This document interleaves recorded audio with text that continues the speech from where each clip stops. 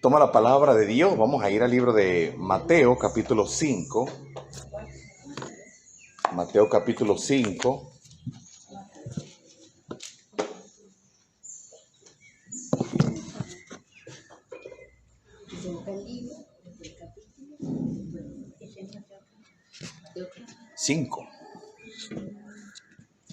Mateo capítulo 5 y continuamos estudiando el libro de Mateo, específicamente el capítulo 5, 6, 7, que son lo que algunos le conocen como el sermón del monte, otros les llaman las bienaventuranzas. Nosotros vamos a ir a través de, si el Señor nos los permite, a través de estos tres capítulos, 5, 6 y 7 de Mateo. Capítulo 5 de Mateo, y voy a estar leyendo los versículos que corresponden a la clase que corresponde ahorita.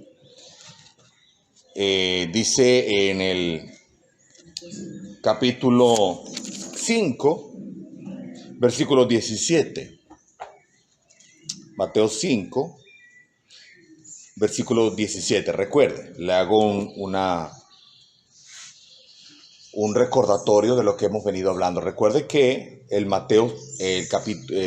Mateo capítulo 5, 6, 7 es un discurso que Jesucristo predicó en el monte, en la cúspide de un monte llamado el de los Olivos. Y ese discurso se lo dio Jesucristo a los discípulos. ¿Okay? Los discípulos están llamados a servir al Señor y Cristo les está hablando a ellos. Cristo les está hablando del reino de los cielos o el reino de Dios, que es lo mismo. Pero Cristo está diciendo, los miembros del reino de Dios o el reino de los cielos son ustedes, mis discípulos.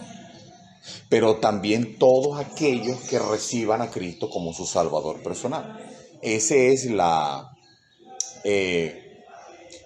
quizás la actitud del ciudadano ideal de ese reino de los cielos. Ya hemos visto que el ciudadano ideal llora, pero el Señor pues va a dar consolación. Hemos explicado todo eso. Estuvimos hablando la semana pasada, estuvimos hablando sobre ser sal y ser luz, ¿ok? Que nosotros como cristianos pues debemos dar luz y sal a la tierra, o sea, a la gente. La gente necesita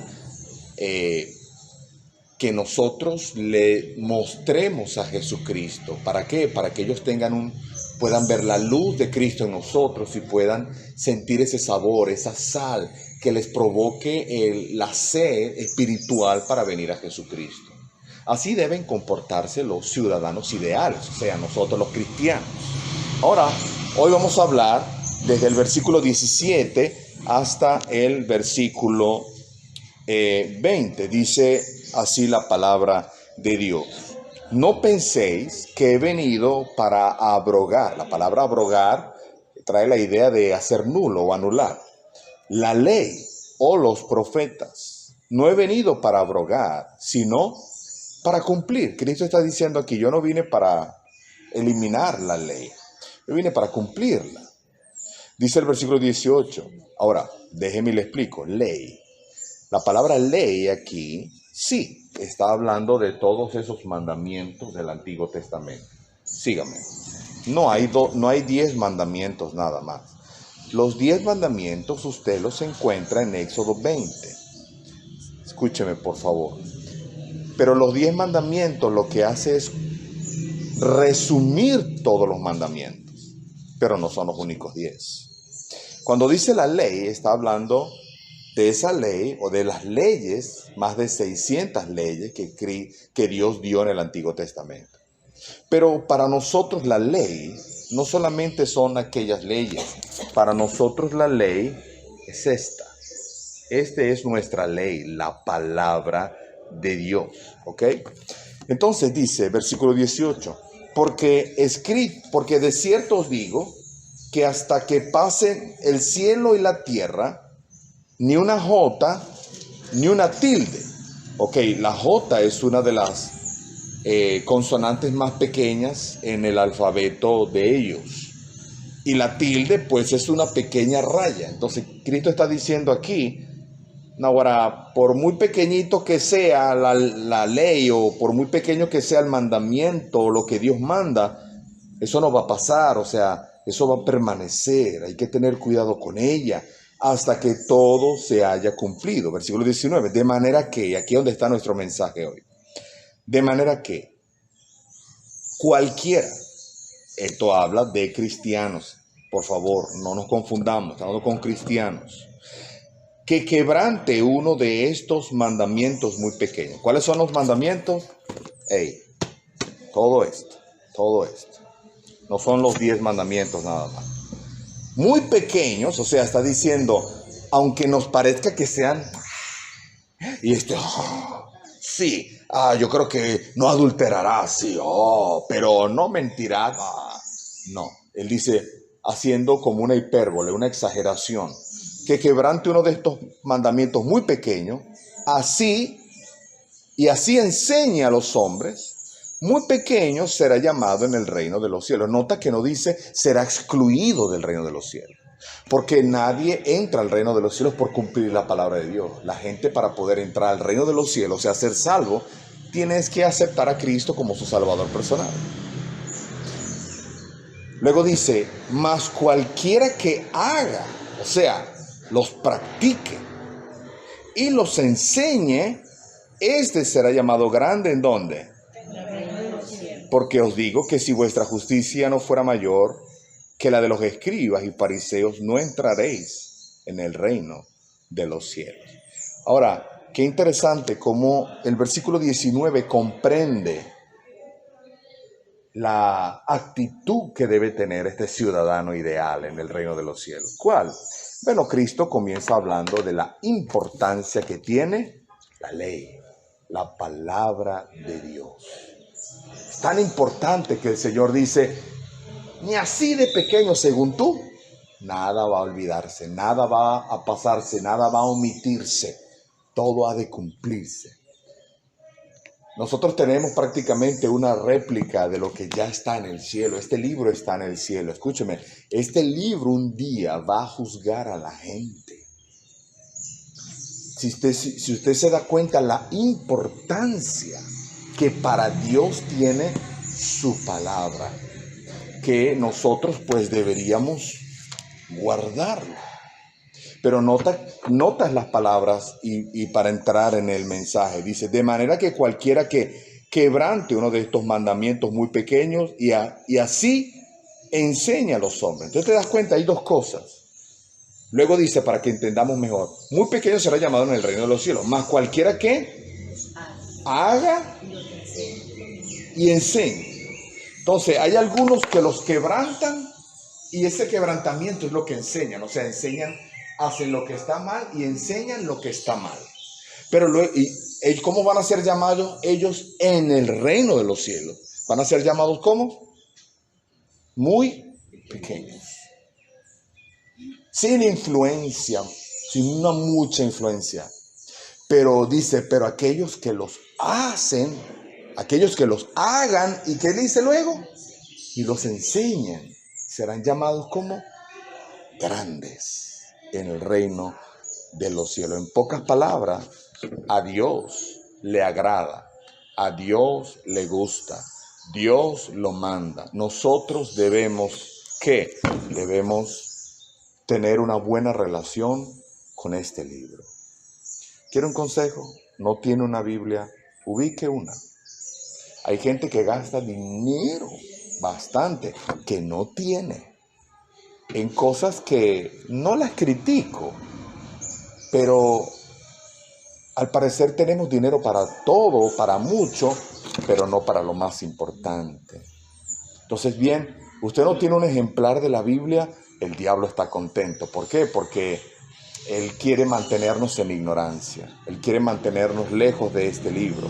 Pero si usted tiene un ejemplar de la palabra de Dios y usted los hace y lo enseña, dice la Biblia que en el reino de los cielos seremos llamados grandes. Grandes. Por eso nuestro mensaje hoy se llama grande en el reino de los cielos. Esto es practicar y enseñar ¿qué? La palabra de Dios. Quiere decir que mi actitud, mi aprecio y mi práctica frente a la palabra de Dios. Eso es lo que está queriendo decir el Señor. Cristo no está diciendo, serán pequeños porque no son importantes para mí. No, Cristo está diciendo, tu influencia será de acuerdo, tu influencia en mi reino un día será de acuerdo al respeto, a la práctica y a cómo tú enseñaste este libro. En otras palabras, Dios dice, si en la tierra este libro para ti fue importante, no importante de que, pero no lo leo, no lo practico y no lo enseño, entonces seremos muy pequeños, sin influencia. El mismo aprecio y respeto y admiración que tengamos para con ella aquí en la tierra, también recibiremos esa misma actitud aquí de parte de Dios. En otras palabras, mi grandeza aquí está determinada en la honra y a lo grande que yo quiera exaltar la palabra de Dios. ¿Sí me están siguiendo? Si la honro, si la aprecio y yo la enseño y yo la obedezco, seré para Dios grande. O sea, de gran estima. Ahora, Dios no dice, no, a Porfiria sí y a Grecia no. Bueno, Dios no tiene favoritos y el amor de Dios es para todos de la misma manera, pero sí Dios ve cómo tú y yo tenemos una actitud frente a este libro. No me responda, ¿leíste este libro hoy? ¿La leíste ayer? No me responda. No, pastor. Ok, ¿la leíste antier? Ok. ¿Anteayer la leíste? ¿La leíste esta semana? Ok, entonces estás en peligro. Estás en peligro porque el diablo se frota las manos y dice, así te quiero, ignorante. ¿Lo vio? ¿Lo vio? Yo lo vi. Mátalo. Yo que aquí también hay. Así dice el diablo, así te quiero, ignorante del plan de Dios. Ahora, pastor, ¿y cómo sabemos? Alguien me preguntó, ¿y cómo sabemos qué leyes están vigentes hoy en día del Antiguo Testamento? Bueno, básicamente se resumían las leyes en tres partes. Uno era la ley ceremonial. ¿Sí recuerda que los judíos sacrificaban un corderito? Es la ley ceremonial. Hoy en día esa ley ya caducó. ¿Por qué? Porque Cristo es el cordero. Ahora yo no necesito llevar un corderito para sacrificarlo y mis pecados sean expiados. No, ya tengo el cordero de Dios que quita el pecado del mundo. Estaban también las leyes civiles que tenían que ver con el respeto. Por lo menos se extraviaba un animal y el que lo devolviera. Era una ley que tenía que ver con el vivir diario del judío, pero también estaba la ley moral. Las leyes morales no han caducado. Por lo menos no matarás, no codiciarás, no mentirás, no dirás falso testimonio, no tomarás el nombre de Jehová tu Dios en vano.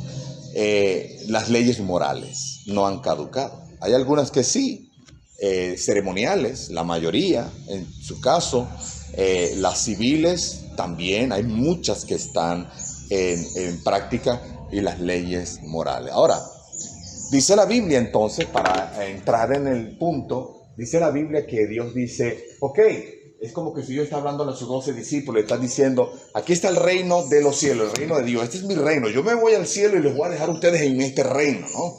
Tienen que traer gente para que sea salva y todo el asunto. Ahora, la actitud de cada uno de la gente que va a recibir a Cristo como su Salvador personal, que va a estar aquí en el reino de los cielos, o en el reino de Dios. Bueno, yo quiero que la palabra de Dios sea para ellos importante. Porque no solamente debe ser importante para yo practicarla. Nota que dice, aquel que los haga, pero también dice que lo enseñe. Hay gente que no las hace y por ende enseña lo que está incorrecto, cristianos. Por eso dice, serán llamados muy pequeños, están hablando de inconversos. Pero hay otros que queremos hacerla, practicarla, pero también enseñarla. Yo como pastor, por la sola misericordia de Dios, yo debo practicar este libro. Pero si es bueno para el pastor, es bueno para las ovejas, ¿verdad que sí? Pero también es mi deber enseñarlo. Ahora, también usted tiene un deber de enseñar. ¿Cómo? ¿A quién? Bueno, usted debería enseñar a sus hijos. Usted debería enseñar a sus nietos, a sus sobrinos. Si su esposo no es cristiano, pues modele la palabra de Dios delante de su pareja. Ok, recuerde que dice que lo practique, lo enseña. Practique, modele la palabra de Dios delante de sus hijos que no son salvos, o sus hijos, o su esposo que no es cristiano. Ahora, ¿por qué? Sígame.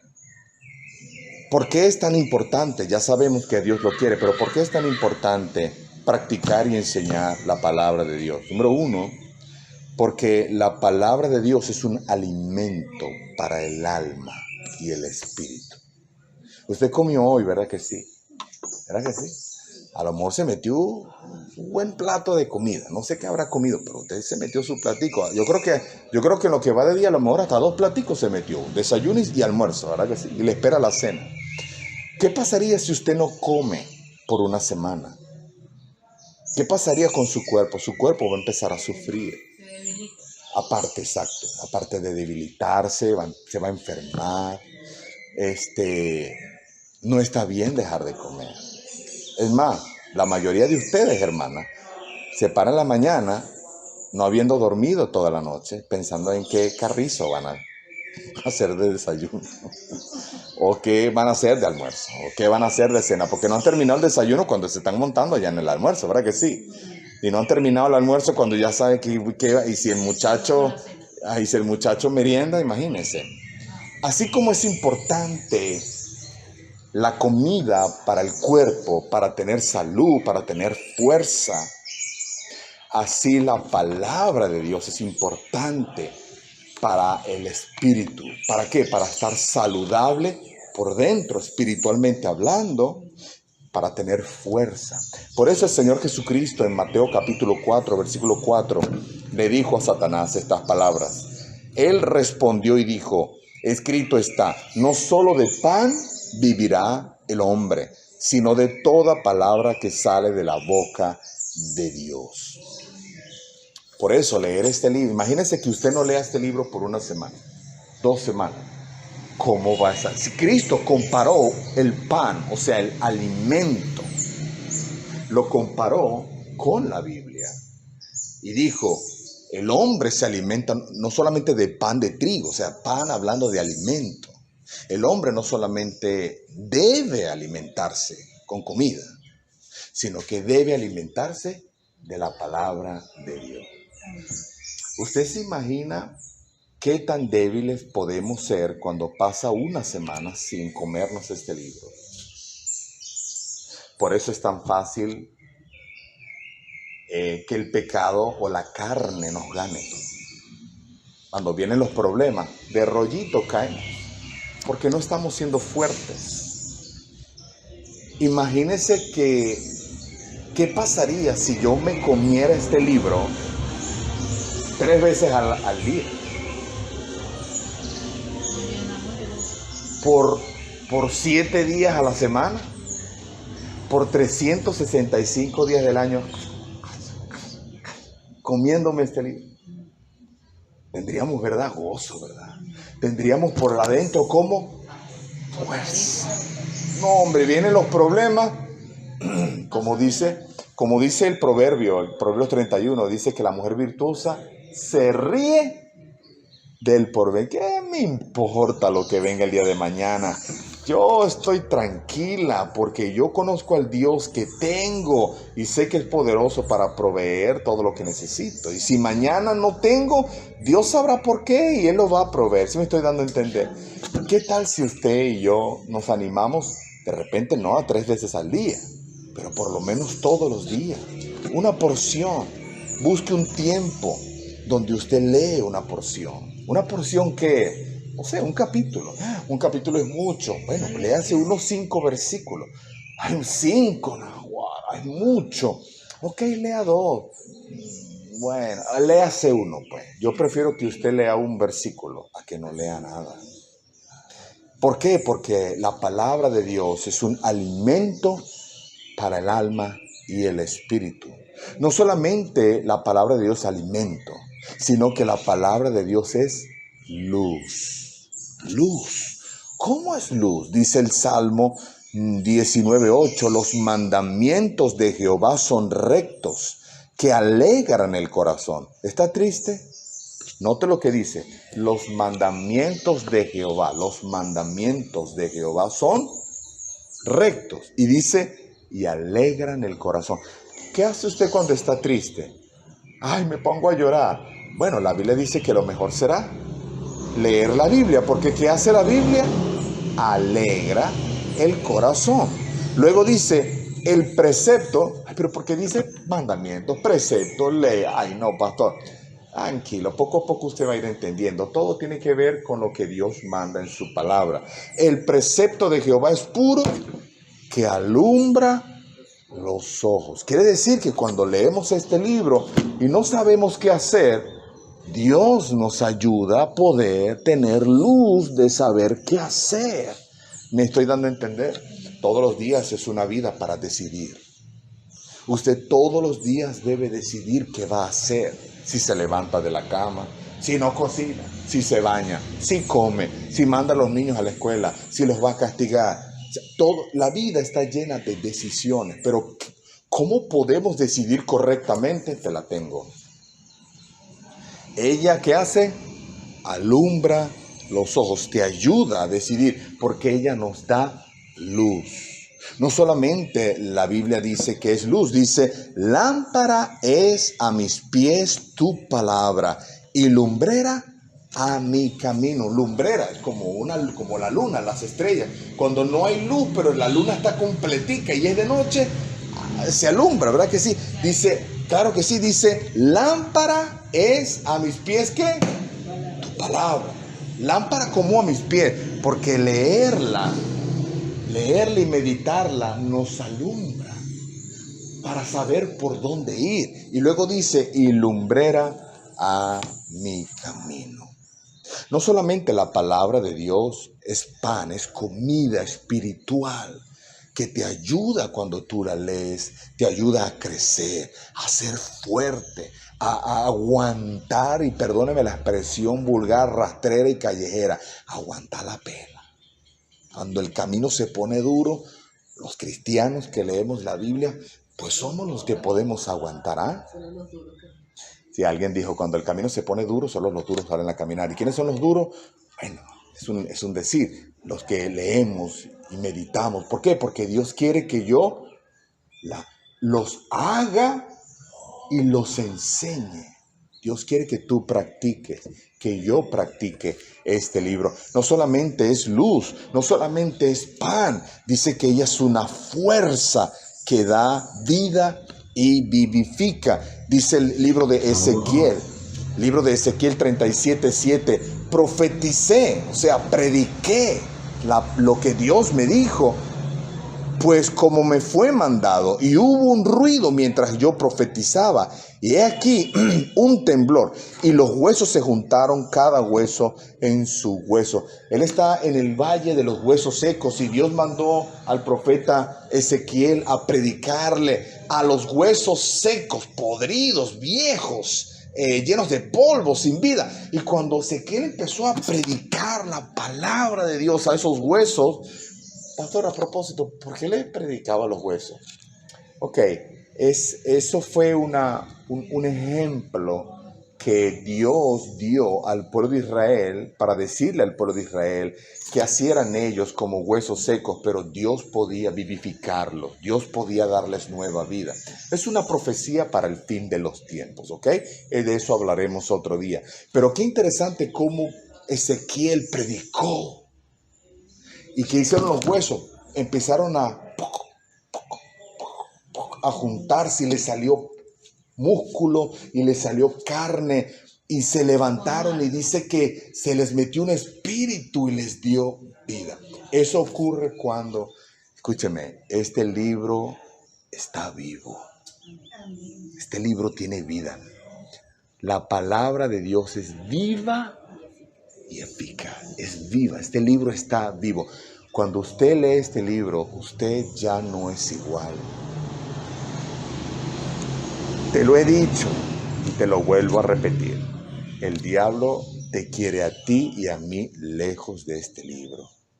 Y mientras nos tenga lejos de este libro, para él será mejor, pero para nosotros será peor. Pastor, ¿a usted le ha pasado que cuando usted se sienta a leer la Biblia empieza a bostezar? Sí, mucho. Pastor, ¿y le ha pasado que cuando usted va a leer la Biblia, usted dice, no quiero? Sí. Más de lo que tú te imaginas. O sea, pero usted a veces no puede ser, usted a veces se levanta sin querer leer la Biblia. Sí. Porque somos carne. Tenemos el pecado en nuestras vidas todavía. Y eso, la carne dice, no la leas. Ay, no, mucho sueño, muy aburrido. Pero el Espíritu dice, es que uno no tiene que hacer lo que uno quiere, uno tiene que hacer lo que uno debe. Propóngase a no hacer lo que quiere, sino lo que debe. Y leer la Biblia en el principio es un deber. Luego se convierte en un placer. Luego ya ni siquiera quieres. No, ahora te vas a volver loca de tanto leer ese libro. No, loca estaba, con el respeto, ¿verdad? Loco estaba yo. Ahora no. Ahora nadie se vuelve loco por leer este libro. Léalo, practíquelo y enséñelo a su familia. No para ser llamados grandes, sino porque es un beneficio. ¿Por qué también leer la Biblia es tan importante? Porque la Biblia es un arma defensiva. ¿Cómo nos podemos defender de lo que no vemos? Si alguien invisible le dice, ok, vamos a pelear. Y usted dice, sí, pero ya va, no te veo, ¿no? Aquí yo soy invisible. Tiene ventaja esa persona, ¿verdad que sí? Eso es una hipérbole, es una ilustración, una exageración. Pero así funciona la vida espiritual. Tenemos que pelear todos los días contra Satanás y sus demonios. Pero ¿puedes verlo? No, y entonces ¿cómo hago? No funciona como estas iglesias por ahí que se van y hacen guerras y tiran piedras y le pegan a los árboles con bates porque le están pegando al diablo. Así no funciona. Dice la palabra de Dios en el libro de Efesios 6:17. Y tomad el yelmo, que es un casco de la salvación, y la espada del Espíritu, que es la palabra de Dios. La Biblia le llama a la Biblia espada. ¿Y por qué espada? Bueno, porque en aquellos tiempos no existían metralletas, no existían pistolas, no existían tanques, aviones. Si de repente la Biblia se hubiese escrito en estos tiempos, de repente dijeran, ahora, porque es que la palabra de Dios es no sé, el F-16. El arma más letal. Sí. Pero cuando dice espada la cargaba era un guerrero, un luchador que iba a una guerra. Del resto, ¿para qué cargarla? Pero también la espada era una manera defensiva. ¿Cómo nos podemos defender de los ataques de Satanás y sus demonios? No es defendernos así, que el Señor te reprenda. El diablo, un día te pisaremos, estás vencido.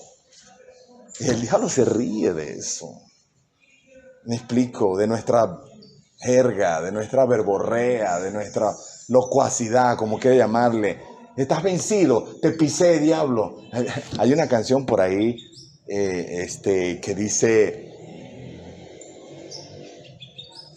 porque con los hijos de Dios nadie se mete. ¿Has escuchado? No sé cómo se llama la cantante, ¿ok? No hay nada más lejos de la Biblia que eso. Diametralmente eso está lejos de la Biblia, y es antibíblico lo que esa muchacha canta. Arrebato, arrebato. Y la canta, bueno, la cantamos, yo no la canto, pero la canta la gente. ¿Qué? ¿Dónde dice la Biblia que con nosotros nadie se mete? El diablo se mete con nosotros todos los días, con usted a cada rato. ¿O acaso la Biblia no dice, no leímos en las bienaventuranzas, bienaventurado soy cuando por mi causa os maldigan, os vituperen, o sea, que te arrastren, te maten, diciendo toda clase de males, mintiendo? ¡Ey! Claro que se meten con nosotros. Entonces está bien lejos de la verdad eso. Pero para eso, cuando leemos la Biblia, es como una espada, y cuando vienen las tentaciones, esos versículos, esa porción bíblica que tú lees, el Espíritu Santo la guarda en tu mente, en tu espíritu. Y cuando vienen los problemas, el Espíritu Santo dice, tranquila, y saca de tu recuerdo, saca eso que leíste, y eso es algo que mientras te vas a desmayar, te da más fuerza. Por eso dice que es como una espada, la espada del Espíritu. No me responda, lee usted su Biblia. Espero que después de esta clase usted se vaya diciendo, yo quiero practicarla y quiero enseñarla. La palabra de Dios también dice la Biblia que purifica. Dice en el Salmo 119:9, ¿con qué limpiará el joven su camino? ¿Con qué el joven va a limpiar su camino? Con guardar su palabra. Pero no es guardarla en una gaveta, no, es guardarla en el corazón. Es guardarla en tu vida. Cuando escucha, pero ¿por qué dice que uno la lee? Entonces creo que estoy sucio por dentro. Voy a leerla, me imagino que ya Dios me limpió. No, se trata de que cuando tú la lees, ella te habla y ella te anima a ya no hacer las cosas malas que antes hacían. Un ejemplo. No, ahora yo, pastor, podrá creer, pero a mí el que me la hace, yo se la hago, yo. Usted me ve así. Pero cuando usted lee la Biblia y pasa por esos versículos que dicen, no os venguéis vosotros mismos, sino da lugar a la ira de Dios. Porque mía es la venganza, yo pagaré, dice el Señor. Cuando uno lee esa porción, ¿qué hace Dios? Nos purifica. Y empieza la Biblia a hacer algo en nuestra vida y empieza a salir eso que ya no es correcto. Eso que ya el ciudadano ideal ya no debe practicar. Hay cosas en la Biblia que nos encantan. Salmo 91, el Juan 3:16, Salmo 23, Salmo 27, el Salmo 32. Nos encanta que hablan del amor de Dios, hablan de la ayuda, del socorro. Pero estos versículos cuando la Biblia nos toca ese pecado que amamos, cuando nuestra manera es mentir, cuando el engaño, los malos pensamientos, la rebeldía, la desobediencia, y lo leemos, no me gusta esta porción que leí hoy. No. Lee esas porciones, leamos esas porciones, porque lo que Dios está intentando no es hacerte sentir mal. Dios está intentando purificarnos para que la practiquemos y eso que no le agrada a Dios, gracias a la palabra de Dios, salga de nuestras vidas. Déjeme decirle algo. La ignorancia de este libro es altamente peligroso. Nosotros no somos pentecostales. Esta iglesia no es una iglesia pentecostal, no es una iglesia carismática, no es una iglesia de esas bien raras que uno ve por ahí y uno dice, ¿y por qué harán eso? Porque son ignorantes. ¿Cómo ignorantes? Ese señor también es pastor igual que usted. Sí, puede que sí, pero no interpretan correctamente la Biblia o ni siquiera la leen. Ser ignorantes de este libro, no leerlo, es altamente peligroso. Por eso dice el libro de Mateo, capítulo 22, versículo 29, dice, entonces, está hablando de Cristo, entonces respondió Jesús, les dijo, erráis, ignorando las escrituras y el poder de Dios. Cristo estaba hablando a los fariseos y les dijo, ¿sabes cuál es su problema?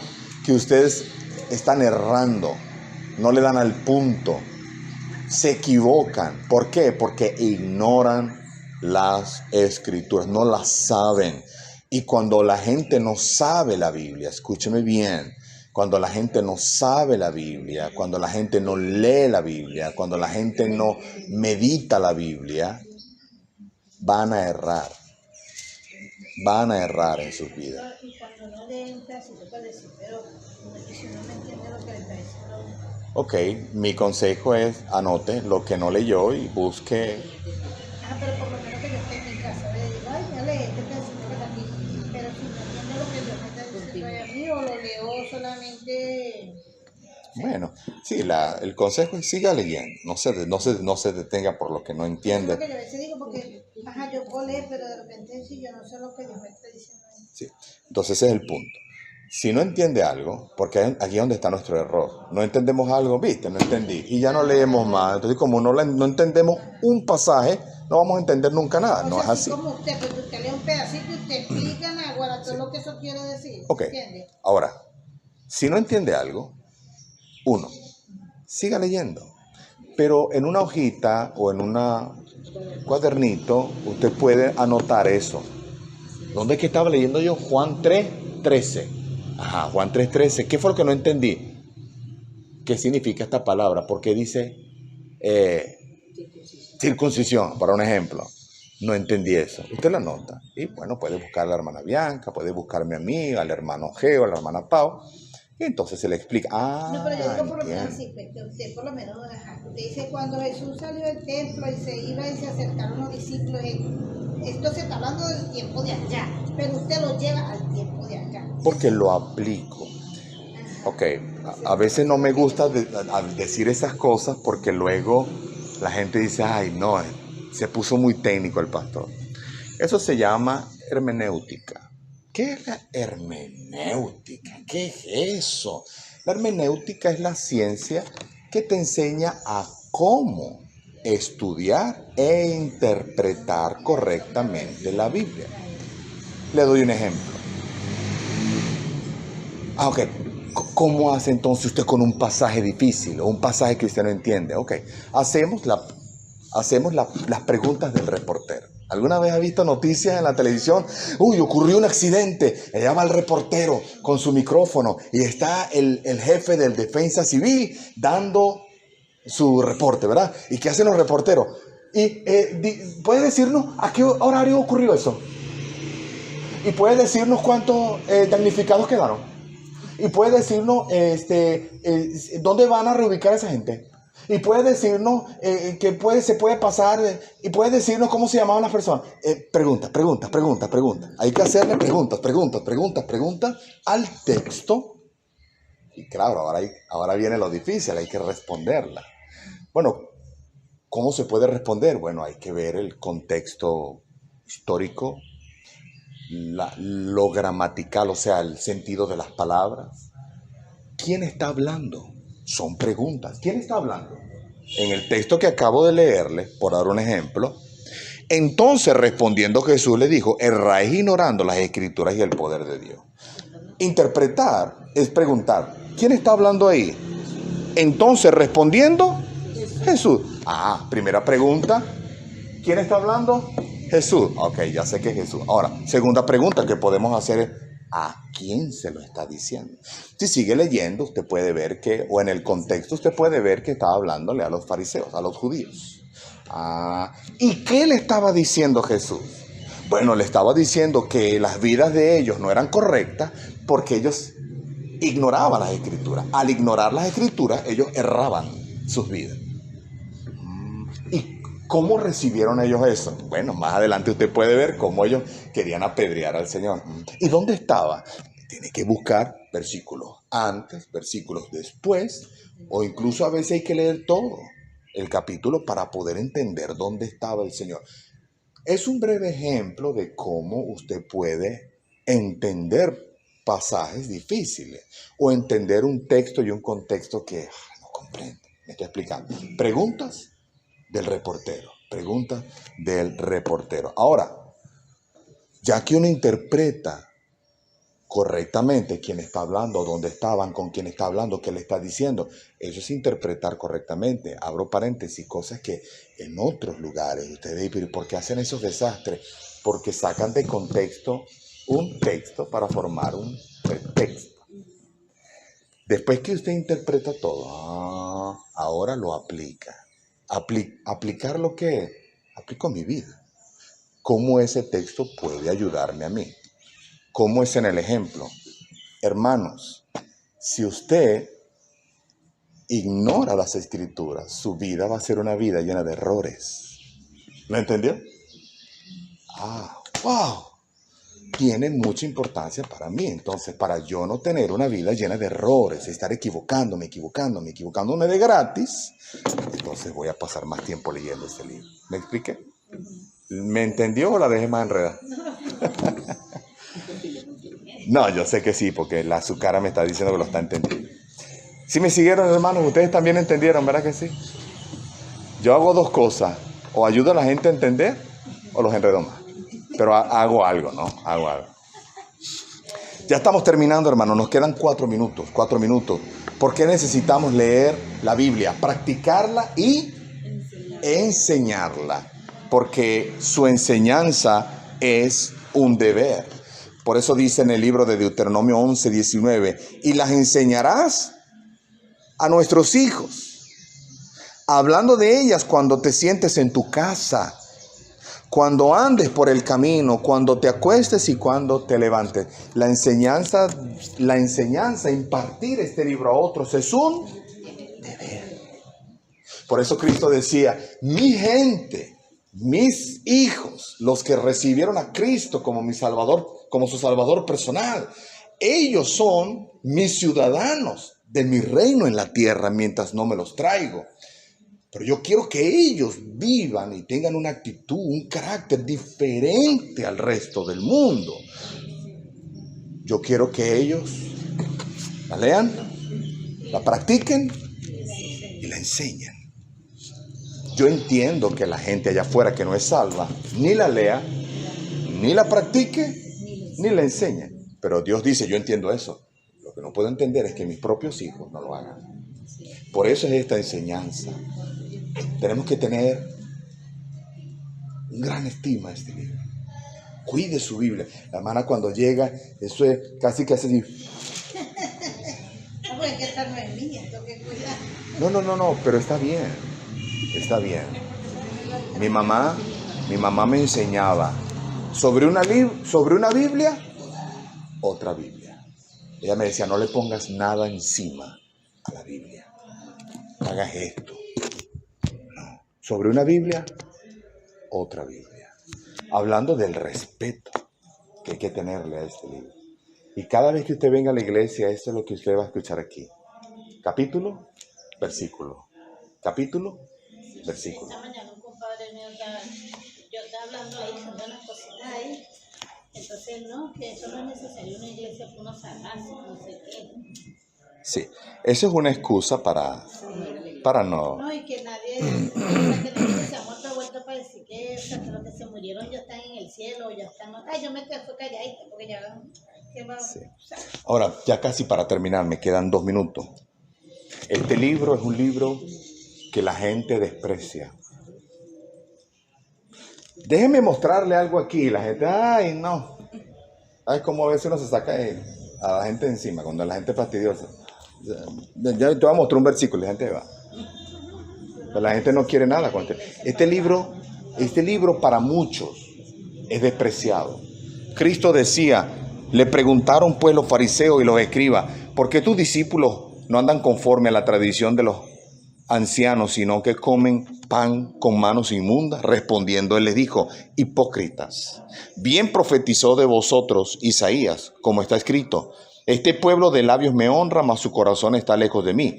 Pues en vano me honran enseñando como doctrinas mandamientos de hombres, porque dejando el mandamiento de Dios os aferráis a la tradición de los hombres, los lavamientos de los jarros y de los vasos de beber, y hacéis otras muchas cosas semejante. Cristo estaba diciendo, mire, ustedes han dejado este libro, ustedes despreciaron la palabra de Dios. ¿Por qué? Porque ahora quieren ir detrás de las tradiciones de ustedes. Este libro es muy despreciado. Aún por los hijos de Dios. No lo despreciemos. ¿Y cómo termina esto? Este libro es un libro confiable. Este libro es un libro confiable. La Biblia es un libro sin errores. Y la Biblia es un libro útil. Útil. Dice, y que desde la niñez has sabido las sagradas escrituras, las cuales te pueden hacer sabio para salvación por la fe que es en Cristo Jesús. Toda la escritura, toda ella, es inspirada por Dios. Quiere decir que todo lo que está aquí escrito, Dios lo dictó. Dios lo sopló, porque es la palabra original, a los hombres que escribieron. Es que la Biblia la escribieron un poco de judíos, sí, pero ellos no pudieron haber escrito la Biblia si no hubiesen sido inspirados por Dios, guiados por Dios, cuidados por Dios de que ellos no pusieran errores aquí. Cuando usted encuentre un supuesto error en la Biblia, créame que el error lo tenemos nosotros. No estamos interpretando correctamente la palabra de Dios. Y útil para enseñar, para redarguir, para corregir, para instruir en justicia, a fin de que el hombre de Dios sea perfecto. Wow, en serio, quiere decir que cuando yo leo la Biblia me convierto en perfecto. Lo que pasa es que la palabra perfecto ahí no es la misma palabra que ya estamos pensando. La palabra perfecto ahí significa maduro. No me gusta usar mucho esa palabra. Madurez espiritual. Cuando leemos este libro es útil y nos ayuda a madurar espiritualmente hablando, a fin de que el hombre de Dios sea perfecto, enteramente preparado para toda buena obra. ¿Te das cuenta cuánto necesitas estar cerca de este libro? ¿Te das cuenta cuánto necesitamos leerlo a diario?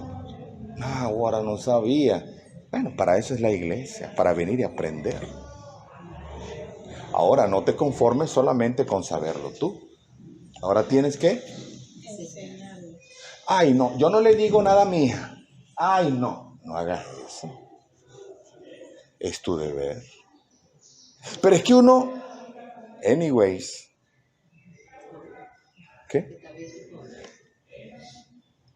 Perdóname, no me importa si su hijo o su hija le gusta o no, quiere o no. Es nuestro deber. Entonces no vamos a hacer las cosas que ellos le molesten, aunque sean buenas. Tomarse un jarabe bien feo para la tos es sabroso, pero es bueno. Remolacha rica, pero es buena. Sí, pero es buena. Dígame una verdura que usted diga. Pero es bueno. Pero es bueno. Entonces no todo lo que a nosotros no nos gusta no es malo. Es bueno. Enseña a su familia, enseña a sus hijos la palabra de Dios.